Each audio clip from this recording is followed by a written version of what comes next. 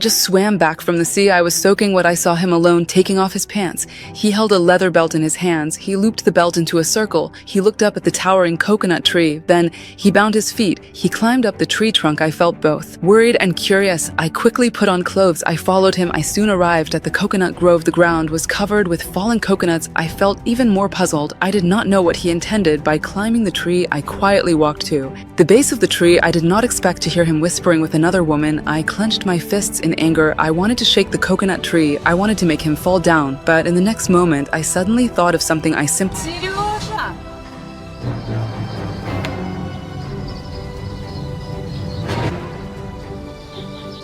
А я здесь как косы собираю.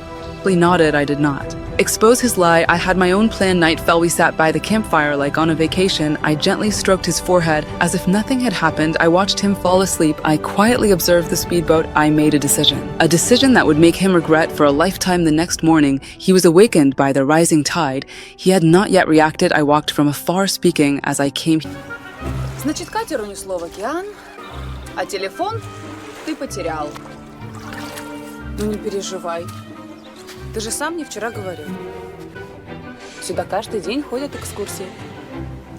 Кто-нибудь приедет, нас заберет. Или у тебя были какие-то срочные дела? He felt uneasy in his heart, but he pretended to be calm, sitting on the beach, pretending to enjoy the view. I walked up to him. I stroked his head. I said I was going to the forest to find fruit shells. I slipped into the woods. He quickly walked to the far side of the island. He entered a hidden cave the boat had never actually been. Washed away, I knew since he wanted to betray me, I would trap him on the island forever. By evening, we lay on the beach drinking red wine I had brought. He appeared calm on the surface, but inside he was panicking. He noticed the speedboat key around my neck. He finally understood everything. He turned his head. His gaze suddenly became fierce. The next morning, he got up very early. He said he was going to relieve himself. I sensed something unusual. I reached for my neck. The key was gone. He stood up and chased after it. The next moment, he fell heavily to the ground. I saw his right foot tied with vines. Taking advantage of his hesitation, he ran quickly toward the speedboat, preparing to leave. I did not chase immediately. He was surprised. He waved proudly and started the boat. I knew he would not expect the rope was already tied to the reef under the water. The faster the boat went, the tighter the rope. He struggled and surfaced, finally realizing he had fallen into my trap. This was only the beginning. I had already prepared branches and vines on the island. I made a large vow. I swore to make my heartless husband pay the price.